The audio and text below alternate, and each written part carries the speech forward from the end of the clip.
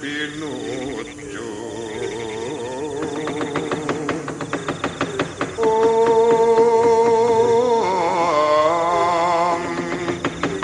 tumekakno ing swarga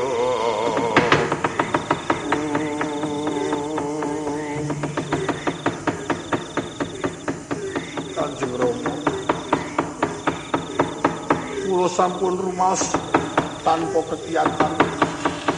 Kula sampun rumaos tanpa daya Rama. Aja kaya ngono Karno. Sing teguh pamikirmu aja banjur kaya bocah wingi sore.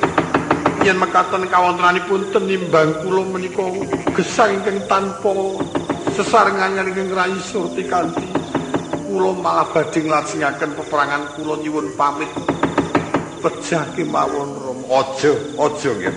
Sing mantep pamikirmu yen to kepengin bakal tentrem malah prayogane. Aja nganti tega-tega banget karo adimu satu. Monggo ngono santunaken Pancakara Kanjeng Rama. Ya saya tak kusirane Rit.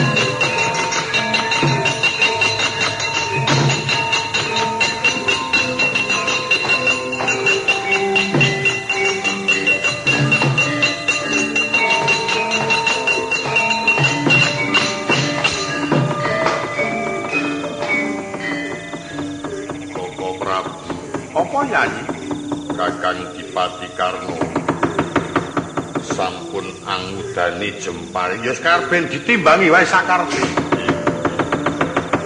Sinarita rikala semono Sang Adipati Karno persasat ngrutuk dedamel marang Raden Janu. Limpat ing pambudi winasis pangendani. Prandene bisa lena ing kaprainan Kataman Jemparing agemane topong kunta Raden Janaka ngambruk.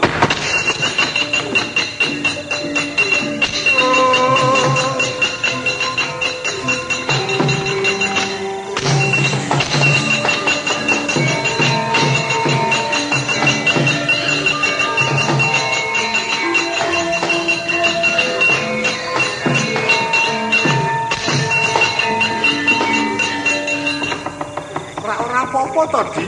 Mboten menapa-menapa Koko Prabu. Ya wis nek ming kontal toponge ora dadi. Nyekel Jemparing diwales. Gitu aku jauh. Sinarita rikala semana Raden Janaka ngasta Jemparing. Nyipat ing Raka Sang Adipati Karno. Wasana boya tumama marang Kang Raka nanging tumama ngengingi song-song ing awangga. Ingkang kinarya anyongsongi rata kencana. Satemah songsong ngawangga bodhol ana paprangan.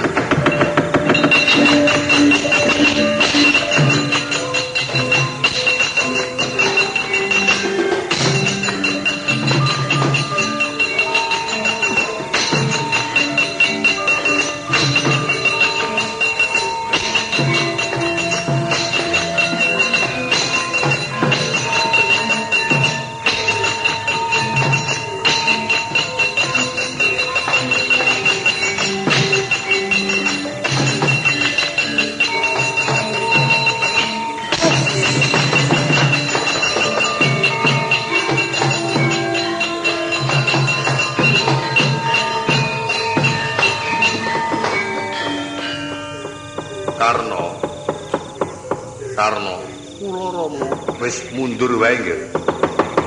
Ayo mundur wae. Menapa sababipun kula mboten menapa-menapa senajan ora apa-apa aku wis nampa plambang.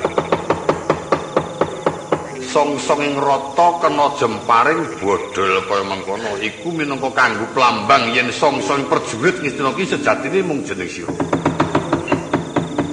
Ayo bali. Mboten Rama, mboten badhe mundur. Tetep badhe kula ajengaken. Malah dalem menika kula badhe tega kan kadang kula Janaka. Aduh. Aja ya nggih, aja tenan. Mboten berdua. Kinarita rikala semana Sang Adipati Karna ngasta pusaka Dewa Danu ing pengangkas medya den ancamaken supaya tumama janggane Raden Janaka. Prabu Salya prisa nektra nglirik sak sulabawane kang putra lepasing jemparing turangga den sengkek. Satemah turangga reta kencana mumbul pontaling jemparing boyatumu marang Raden Janaka.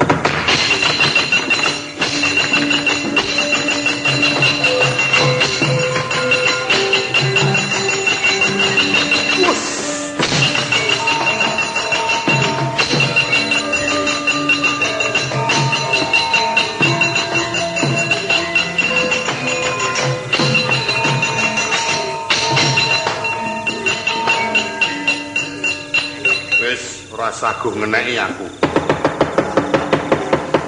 Kelakuane Narasoma elek tenan. Ayo endah-endah Narasoma panjen tata lair dadi pengayom mitra jebul batine mbotoi wong Pandhawa. Iya. Yen reta iki ora disengkek jarane ora nganti mumbul jemparing kena gulu Janaka muni mati. Soma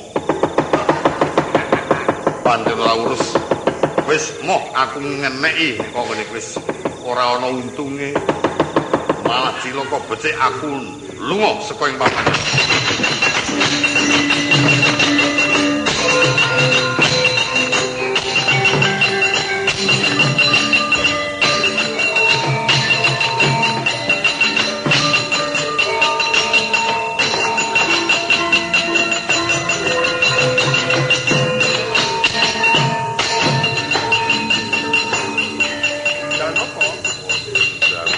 Pusakamu enggal cekel. Pusaka wasiat Madukara. Kula nuwun inggih Koko Prabu. Sinarta Raden Janaka ngasta jempar. Ing Madukara Kanjeng Kyai Sengkali ingkang katamaken Nuyanayo Baskara Titi Mangsa. Tumama marang janggane Sang Adipati Karna glundung Sangkarata. Karna Margalayu.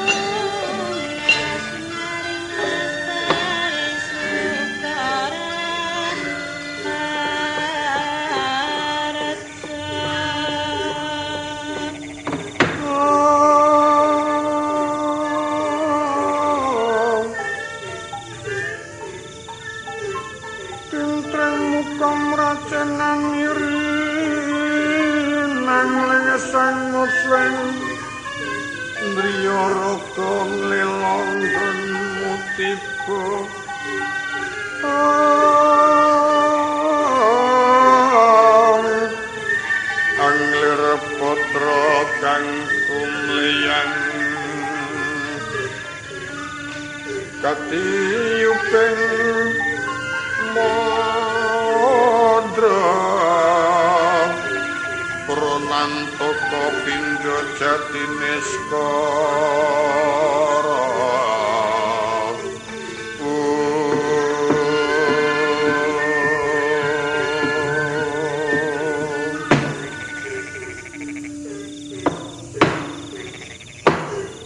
Dinarita Raden Janaka tumetes waspanira prisa kang raka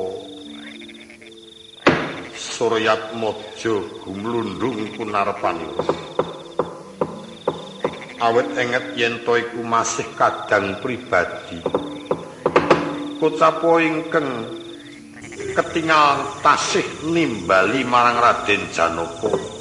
Tata gelar kadidini ngendikane Sang Adipati Karna sejatine iku pusaka dhuwung Kyai Kaladite kang sumedya ngupaya bela. Dimas Arjuna wonten dawuh menapa Kang Mas Adipati Karna? Wis tekan titiwancipun Kakang kudu ninggalake marang Dimas saklawas-lawase.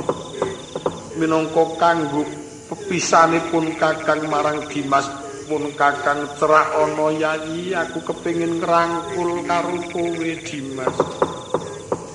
Oh yen mekaten ngersanipun nyumanggaaken kula badhe sowan ngersanipun Bapak Prabu Karna. Rene Dimas tak rangkul rakitan wis kedhak nita dhateng sendika. Janaka aja luwih.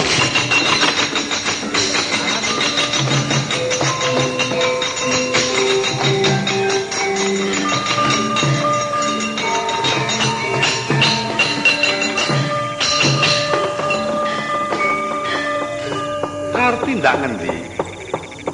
Kang Mas Adipati Karna badhe ngrangkul kula minangka katresnanipun Kang Mas pepanggihan ingkang pungkasan dinten menika. Wis aja tok getuni. Senajan to iku kadangmu kang wis tumeka ing pati nanging sumurupa ingkang ngendika iku dudu Yaya Adipati Karna nanging dununge Yaya Adipati Karna Kanjeng Kyai Kaladite. Yen arep nyaketi Yaya Adipati Karna coba saiki pusakamu kala nadah selena ngandinge. Dinarita ngestu padha ngendikanipun Rakanata Ndrawati Kyai kala nadah ingkang wonten ngarsan Sang Adipati Karna. Wasana dhuwung Kyai Kaladite lorot sangka ing sarungan. Musna sangka ing papan mercapada munggah kayangan sesarengan kaliyan dhuwung Kyai kala nadah.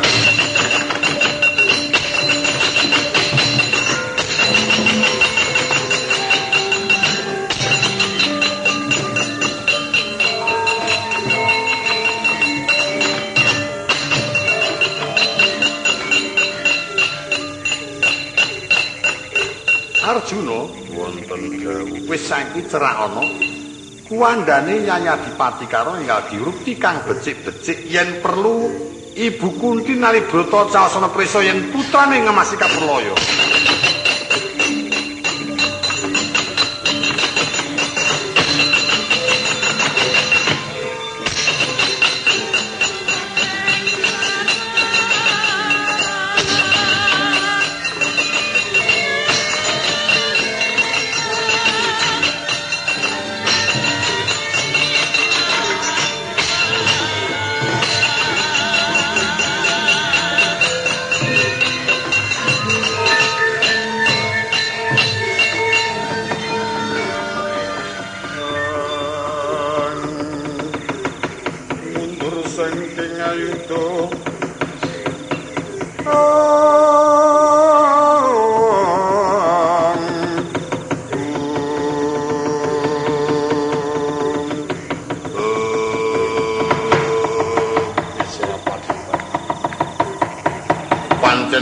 Semono yogaku angger Dipati Karna tumeka ing layu dadi atur ngorsane anak Prabu Duryudana serane putra mantu Dipati Karna.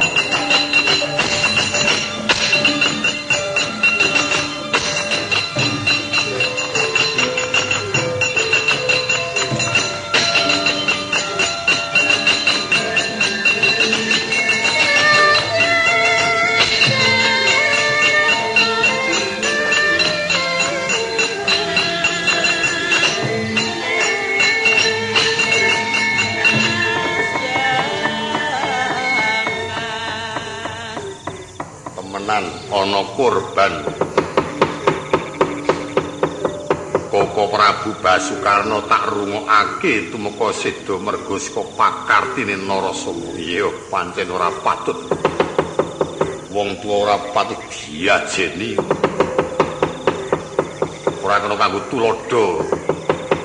Mulane biyen ya mateni maratuwane. Mergo tumindahe sing ora apik nganti seprene. Tenimbang aku bantu ana peperangan tanpa paedah, malah betu iki aku bakal ngujuk kamurkan. Aku arep nemoni Kakang Mbok Banowati, atak kabar yen Koko Prabu Duryudana tekani pati. Menawa terwaca Kakang Mbok Banowati nggugu marang aturku, gampang bakal tak pondhong.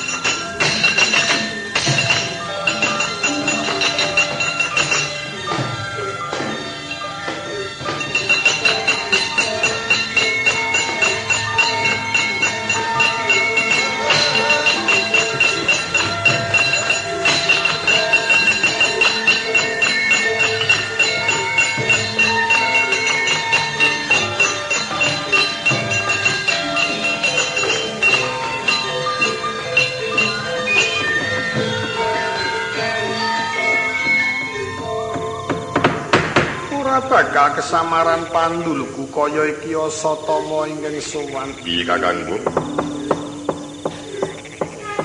Ana apa Dimas Asatama? Kula kepareng matur ngarsanipun Kakang Mbok Banowati nyuwun pangapunten. Ing wekdal menika peperangan ageng Bratayuda sampun meh rampung. Wis meh rampung. Nggih. Sampun ngaturi uninga bilih sedaya para senopati Ngastina sampun sirna margalayu. Koko Prabu Jaka Pitana wedal menika senajan dereng sirna sampun boten saged gulawat. Jagat. Sinuwun Prabu Jaka Pitana kepiye larane? Sampun saged menapa-menapa. Saking kepanipun para pinisepuh lan para kadang Kakang Mbok dipunaturi supados nuweni anggenipun nandhang yodi Koko Prabu Jaka Pitana kula kinten boten ngantos dangu temtu Koko Prabu ngemasi kapulaya. Jagat aku tak nungkuli kunarpane Dimas Ayu Terna, aku bakal suwan ngersani sinuwun Prabu Jaka Pitana. Monggo kula agen.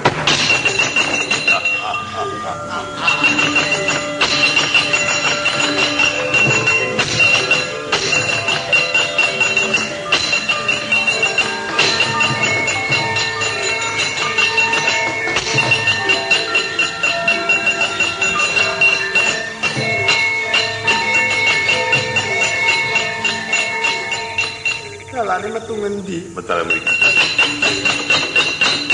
Lah kok saya sepi pancen wana kok. Iki wonten wana kok rame. Ora ndene Dimas, aku tak takon sing sak benere, nggone lenggah ana ngendi? Sinuwun Prabu Jaka Pitana kok dadi tlusup-tlusup kok saya ora kepenak pikirku, ing mongko dalane rumpil ora ana sak bawaning titah Mertapada. Piye lek arep muni. Kula ngaturi prisa ngersanipun Kakang Mbok wale-wale menapa. Estanipun wedal menika Koko Prabu Jaka Pitana sampun sirna margalayu. Lho, wis sedo. Iya lah gandeng. Koko Prabu sampun sedo. Kakang Mbok Banowati ngladosi kula. Ninggalake Koko Prabu Jaka Pitana oleh nom. Jagat. Kowe aja edan Asatama. Aku iki agingger bini malah kleresan sesuk terus duwe mung-mungan. Kowe aja kaya ngono kuwi Asatama, aku gemang, aku ora butuh ngladeni karo kowe. Senajan to Sinuwun Prabu Jaka Pitana wis tumeka sedo. Nanging ana kan tak tresnani luwih tresna meneh tenimbang Sinuwun Prabu Jaka Pitana. Ora ana liya kejaba mung adiku Janaka. Apa-apa sing dipamerke Janaka. apa-apa sing dipamerke Janaka. Kok kakean kepiye nang alas iki. Wis arep piye? Arep budi tak sembadani bonggo mesti bakal kecekel dinan. Saged. Aja kaya ngono kuwi di masa satomaku gemangku bisa ngrayang sandang tak suwek takuan. Ngrayang kulitku tak iris takuan. Opat kapita kaya ngono tapangi sandang.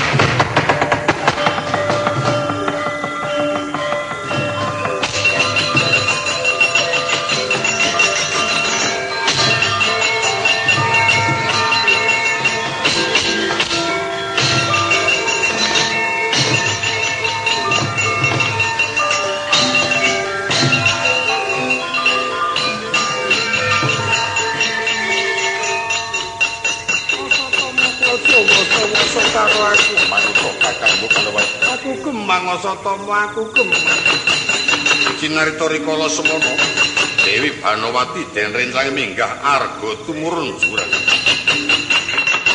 rada sawetara bisa ninggal Raden Iswatama aling-aling watu gajah Raden Asatama mbuya prisa lestantun genyur lumarat upaya marang Dewi Banowati.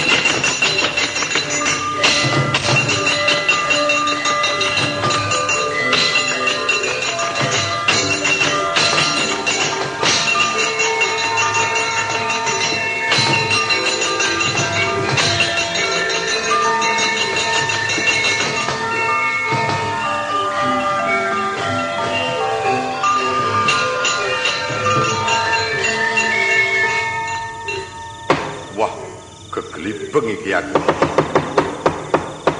Sing kebangetan ki ya aku kok mengoyak wanita kok nganti ora iso kira kebangetan. Wah, eman-eman. Bakang Mbok Banowati ayu. Wis arep kecekel kok dadak aku kesandung. Gek nang endi nggone mlayu Kakang Mbok? Kula tresna kaliyan panjenengan Kakang. Den upaya marang Raden Asatama. Kontrang kantringan timbling lakon besok yen wis ana kocap Asatama mlebu maling.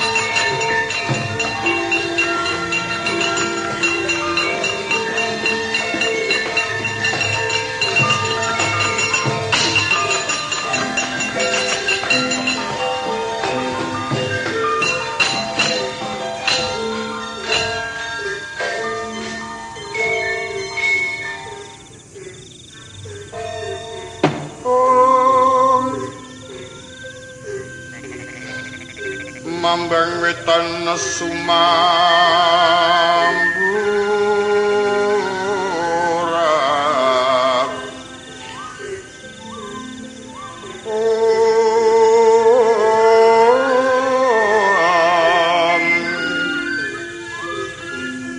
sunaring iwang pratangga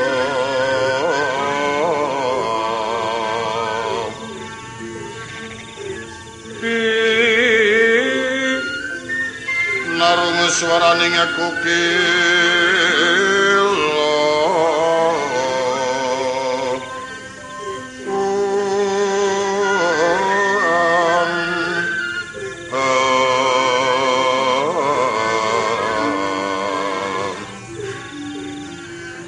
remurmu enggak kono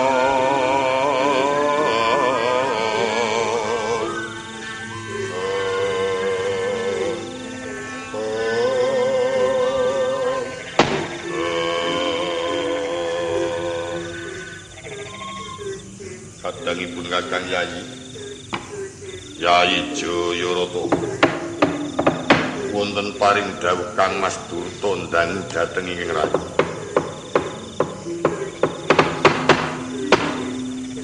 Pun Kakang lawan Siadi ngesuwi barisan ngawunggu ingkang supaya tutwuri marang tindake Koko Prabu Basukarno anggone bakal manjing peperangan. Apa wis mireng pawarta yen Koko Prabu Karno tandingan mungsuh marang Senopati Ngamarta. Ing rayu disampun midhangetaken pawarta nanging gandeng kula panjenengan Kang Mas dereng nampi dawuh badhe majing wonten perangan ing raos ketingal sangga rumi. Senajan to mengkono prayoga banjur rondo dicaketi mengko kepiye suasananing peperangan yen to cilik nganti ketemper gedhe kapracundang wajibipun Kakang lan Siadi kudu bantu marang pepundhenku Kang Mas Royatmojo mekaten.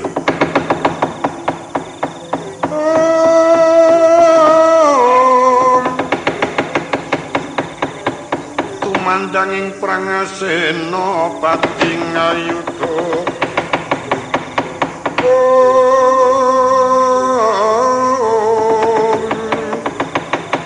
mangrakiting nawang sasongko Majarana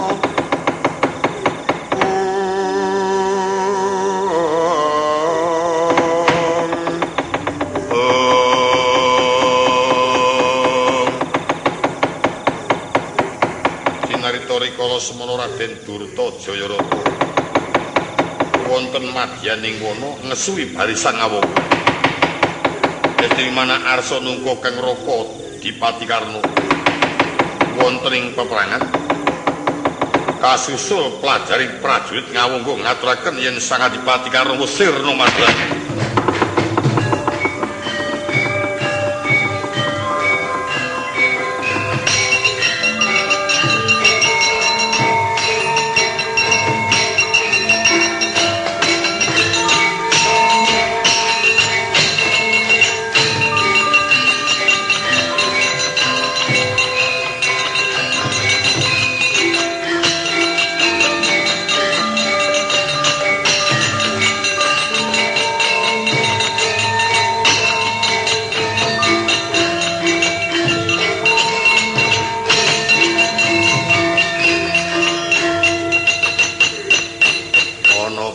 Prajurit mlayu-mlayu matur wengersanipun Gusti kula Raden Durta Jayarata. Iya ngaturaken kauningan bilih wedal menika ingkang raka Gusti kula Prabu Basukarno sampun seda wonten paperangan lho. Aja celemungan nggon matur seda kepiye Tri miturut saking pekabaran kanthi sakleresipun pancen kepara estu ing Raka sampun sirna margalayu ingkang nyedani Kang Raka satriya Madukara ing kekasih Raden Danaka.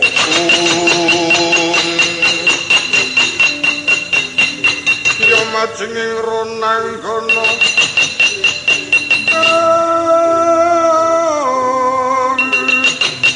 ronanggana gawe gelar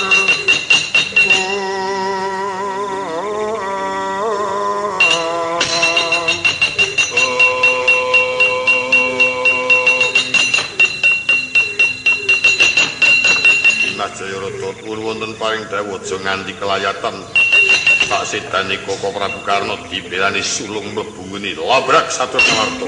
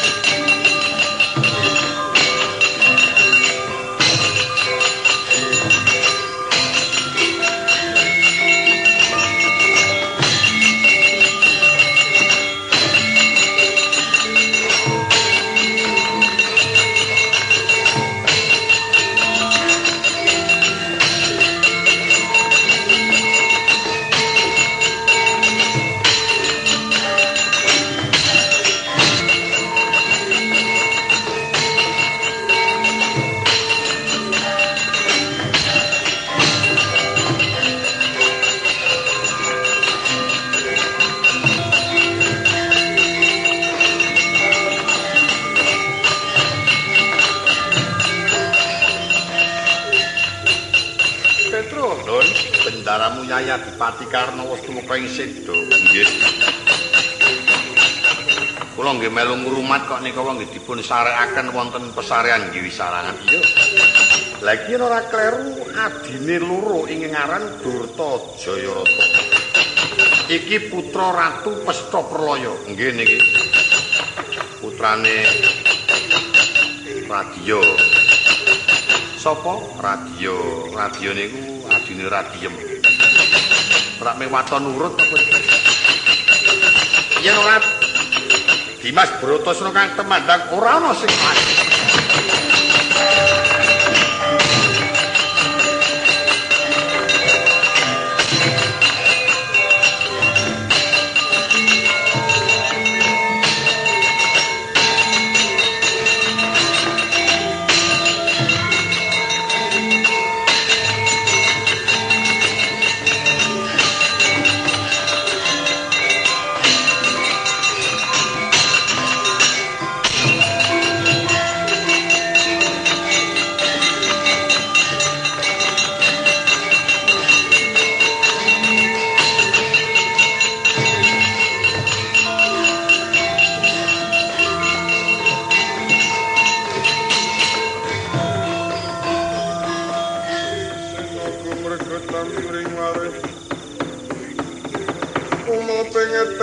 Sumunduling wentes mulatori sang ngampurna kang mambang tengahing tirta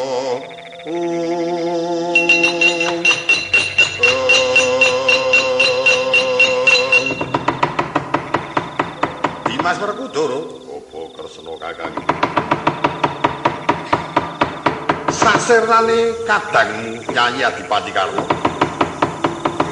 Senopati loro kang minangka dadi pengampinge Sudara Werdamu Nyai Karna. Durta Jayarata ing manjing peperangan. Menawa dudu Dimas Werkudara mungsuhe ora ana. Tandane aja melu-melu.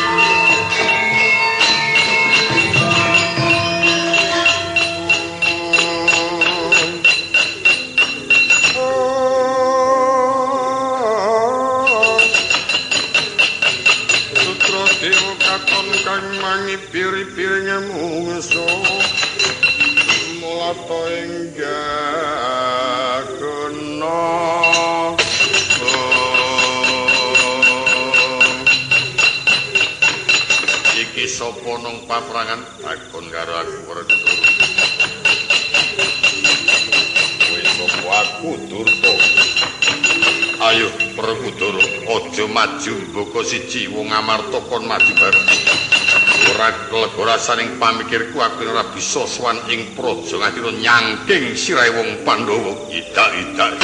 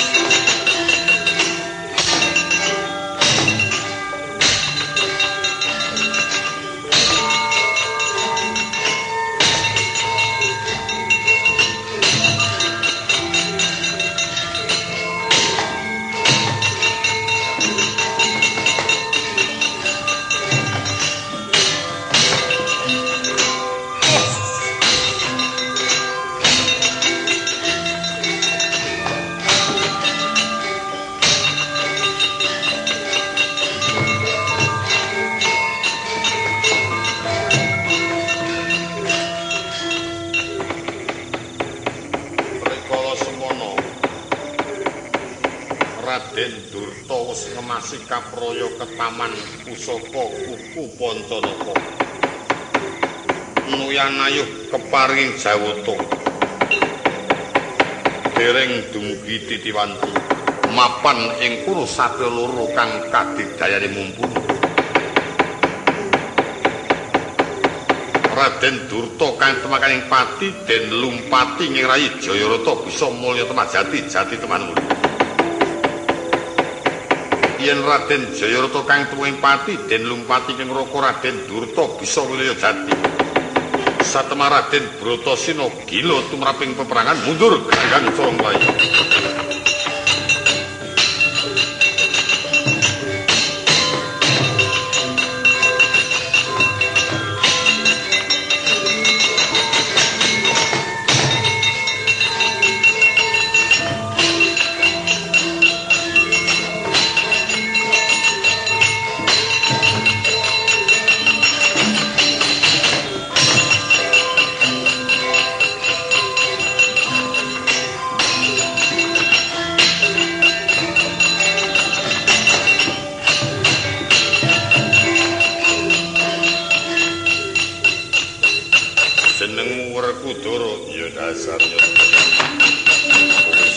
Aku Jayarata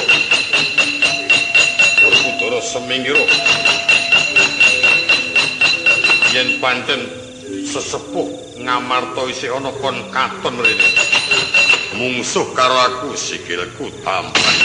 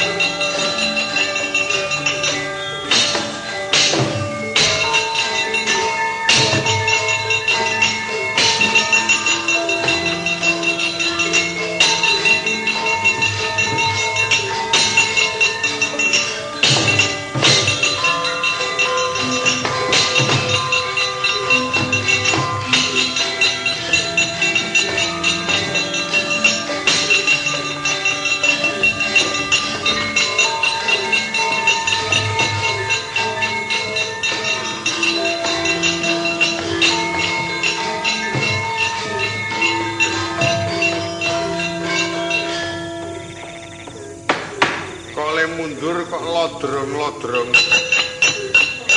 Pedro Nun sing jenenge Durta Jayarata pancen digdaya. Tandane pripun? Angger tak pateni siji dilumpati sing siji urip meneh. Angger mati dilumpati sing siji urip meneh. Pancen ampuh kok padane kaya kula kalih Petro niki. Angger kula klenger ngoten yuk dimek Petro tangi meneh alang. Ini Petro sing klenger tak mek kok Mas saya ora kalap. Enggalang nyawar kowe mintelip-mintelip kok ya kowe iki ora. Ah menika panjenengan Pandhara Werkudara mundhut prisa kalian kula nggih mboten saged matur. Paling iso niku kudu mati siji sing siji digondol mlayu. Niku yo ora nganti dilumpati utawa angger sing siji mati sing siji gendoli rak mboten dilumpati. Ya mangke siji paten sisan rak ora sing lumpati ya Gong. Ora ana. Opo prayogane kowe karo Bagong nyambut gawe? Mengko sing siji tak patane sing siji yo digo mlayu. Nggih krika, Mang maju. Tak andung gawean karo Bagong. Wis, aku tak takon Gong, kowe milih nglarak sing mati apa milih gendoli sing urip? Aku milih gendoli sing urip awit aku nek weruh barang mati ora seneng. Aku wedi. Oh ya, aku sing nglarak sing mati sing urip gendoli ya.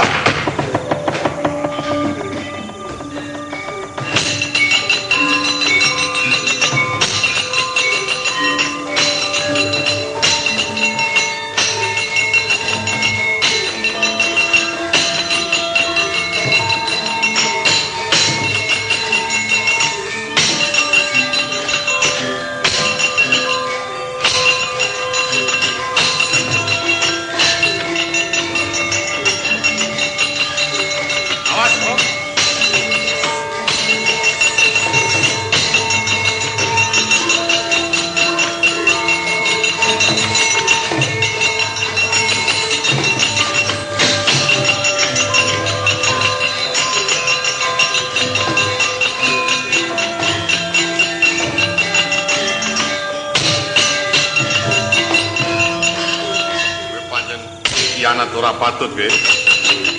Wong elek ora patut gawe pitnah ing wong. Ah sing tukang gendoli mau ngopo kemangga? Mrucote.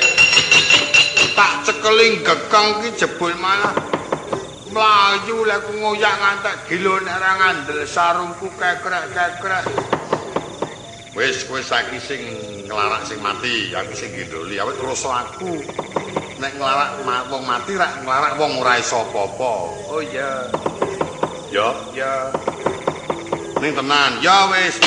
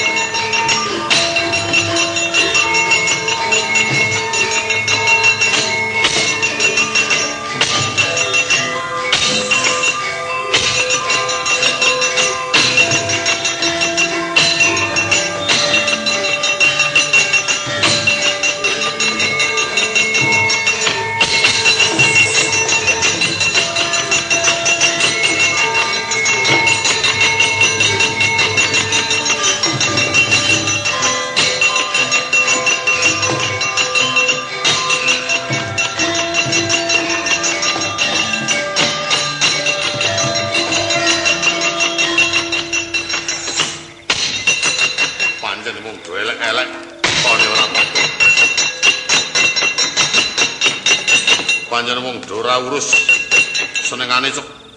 Ayo kowe sing gawe pitnahku. Wah, jan remuk iki aku. Wong elek ora kalap kowe iki. Mula-mula iki sing marai ora. Iki tunggal dina iki wani gawe cilakaku. Lho ampun geru ngoten niku kula niki ra jiwane niku jiwa sosial. Anek kula niat mitnah lek kula nglarak mriko ya.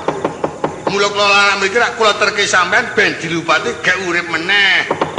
Diwelasi kok ora. Ya wis nyoh nek ngono tak nedit 5.000. Nah rak ngono.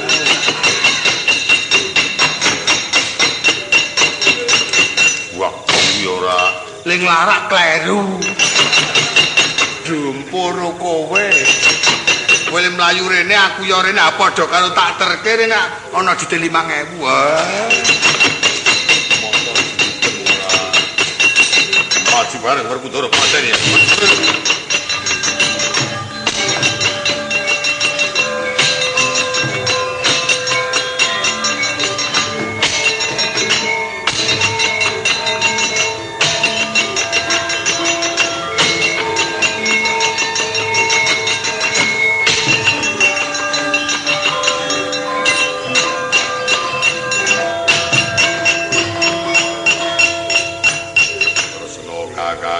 Apa? Wis mongso bodho aku ra sanggup. Jalaran dhewe angger mati siji tak wawas dilumpati sing siji urip meneh. Dimas yen pancen kuat lara. Dimas diperwasa aja nganti males. Mengko banjur yen kecandak prayoga iki bocah loro dicekel kabeh. Diduku mbok amrih gampang tekani pati. Wah, mbok mau.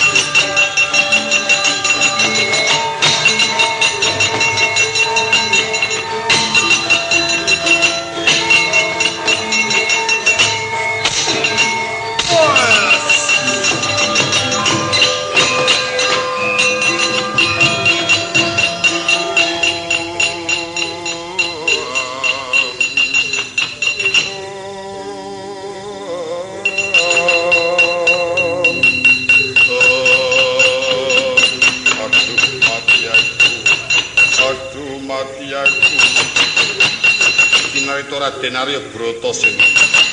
Yayah mengku duka paningal ketingal mundar mandir wimbo tepung Wajakerta. Angesti marang pengendikanipun inggih Rakanata Ndarawati satu kekalih Raden Durta Jayarata Sigra den Ben Kumba. Nuyanayu Baskara Titi Mangsa. Temping mestaka bisa pecah bebarengan. Dak Ludira sirna Margalayu wontring paprangan Durta Jayarata.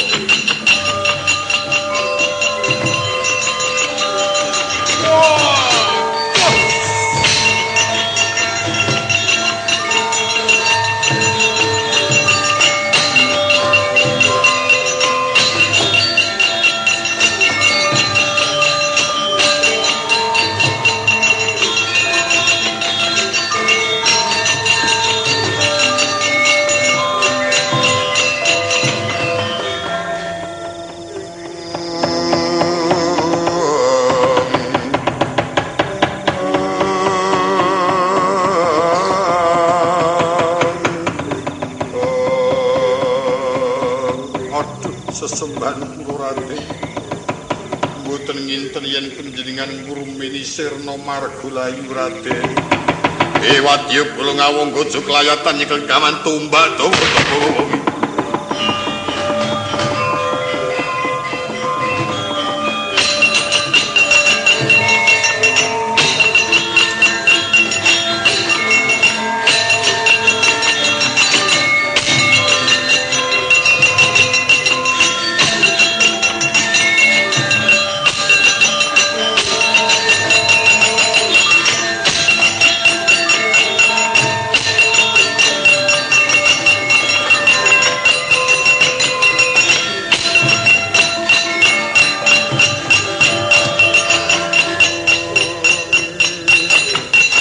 Pangesineng kang wali sandang walikan Godhek wasimbar jojowang malang wentis nyogang sir.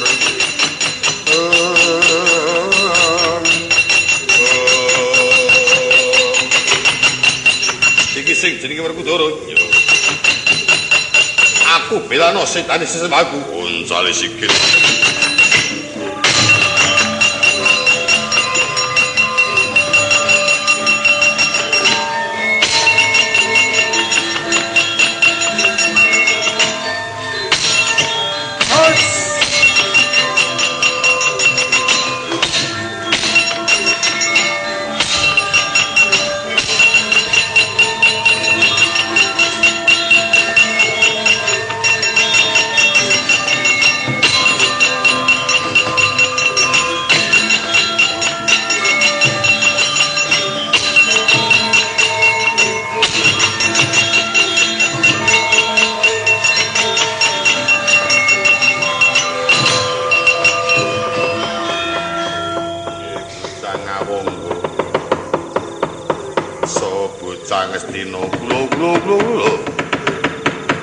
Aja nganti tok bajutake mungsuh karo Werkudara.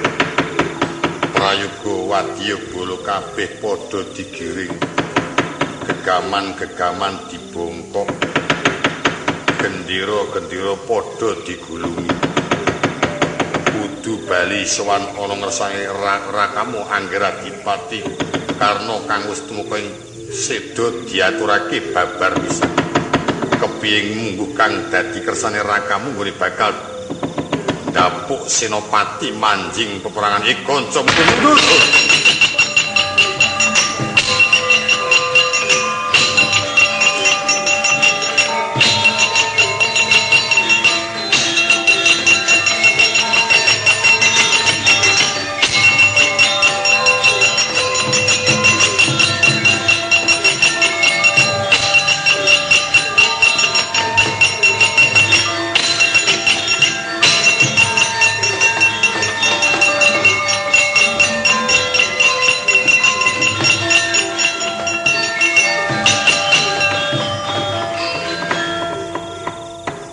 Kadangipun Kakang Dimas Werkudara wis bisa sirep peperangan iki. Sak sirnane Sidara Werdamu Yayadipati Karna. Senajan to saweneh para kadang Pandhawa ana ingkang duweni rasa getun. Jalaran iku isih kadang pribadi banjur pupusen. Yaiku minangka dadi piwalese tatkala Dimas Bratasena kelangan putramu Gatotkaca. Lega pamikirku ateges Gatot tekaning pati mergo Karna kakangku sing malesake adikku Jlamprong. Iya.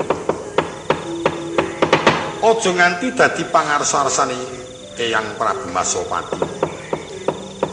Kananing nembe padha dialami, ayo bebarengan nenuwun marang Jawata kang luwih. Tansah pinaringa tata titi tentrem ayom-ayom, aja nganti ana bebaya tumraping marang para kadang klin para kawula. Kumpuling para kadang ana ing pakuwon randu watangan kejaba sepisan.